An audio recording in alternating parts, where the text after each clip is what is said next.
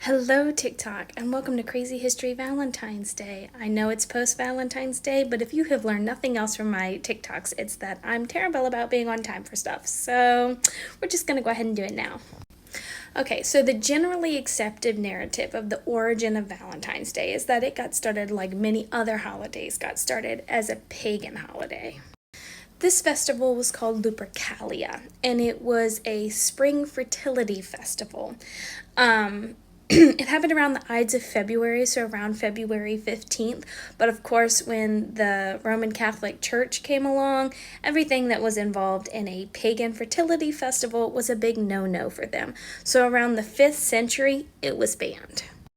So Pope Gallius banned it, and then he declared that February 14th was now just going to be St. Valentine's Day to commemorate the death of St. Valentine. Now, let's talk about St. Valentine for a minute. There are not one, but in fact 3 St. Valentines that the Roman Catholic Church actually recognizes. All of these saints were in fact martyred, and not a lot of them is like actual true history. A lot of it is shrouded in mystery, and a lot of what we have from them as far as accounts is things like folklore and stories. All of these stories, however, emphasize him as being sympathetic to others. He was heroic, and obviously he was a romantic. Now, 2 of the most famous legends about Valentine show these characteristics. The first one says that Valentine was in fact around when Claudius II was in power in Rome. Now, Emperor Claudius decided that single men made better soldiers, so he actually outlawed marriage to younger men because he thought it would make them better soldiers.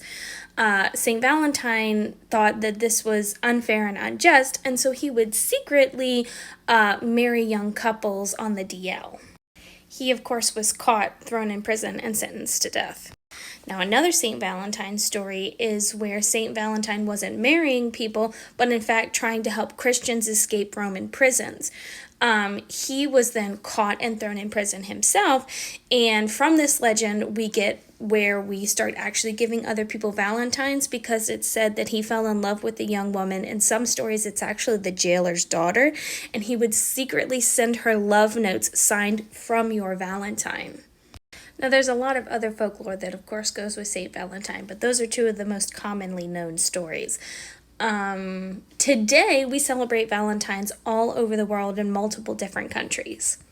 I hope you guys enjoyed this history lesson. Like and follow me for more crazy history, riddles, and fun learning TikToks. Yeah, the more you know.